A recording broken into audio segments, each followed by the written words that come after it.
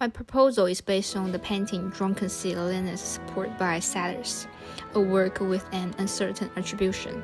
Some believe it was Anthony van Dyck, while others think it was Peter Paul Rubens. The tricky part is that these two weren't just any artist, they were teacher and students.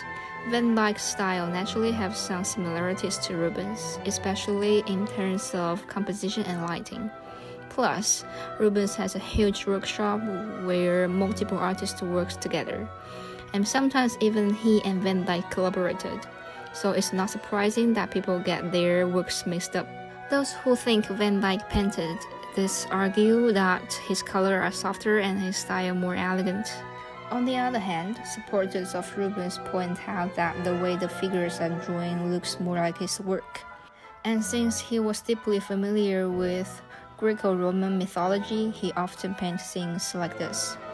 Given that Van Dyck was one of Rubens' top students and that both had the skills to create this painting, it's generally believed that Van Dyck painted with some influence or guidance from Rubens.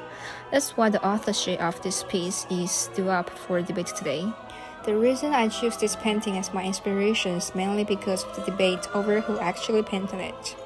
People love a good controversy. It's like the art world's version of gossip.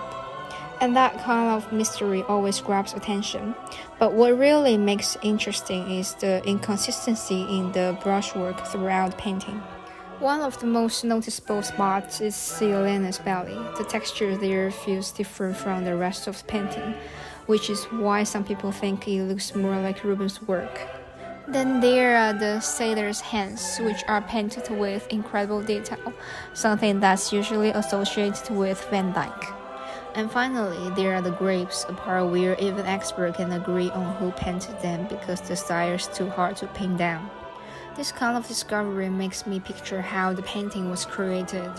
Maybe Rubens works on some area and Van Dyck works on others, making it a real collaboration.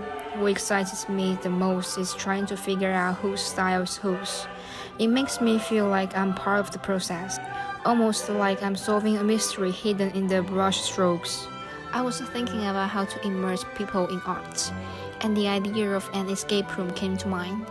Players will explore controversial parts of paintings and solve puzzles. So I decided to create an art autopsy event in the basement of the National Gallery, where players become art pathologists using surgical tools, UV lights, and magnifying glasses to uncover creative disputes, censorship traces, and power struggles behind artwork. Are you interested about escape rooms? Yeah, they seem quite cool. I love horror. Just, I don't think I'll be able to escape. The rough growth and disappearance of hand-drawn lines, along with the physical damage to the paper as a narrative language, inspired me to use a forensic scalpel to dissect the composition. I created an app for the escape room targeting 18 to 35-year-old interest in horror, crime, and art. This painting was created by Peter Paul Rubens. It was painted by Anthony van Dyck.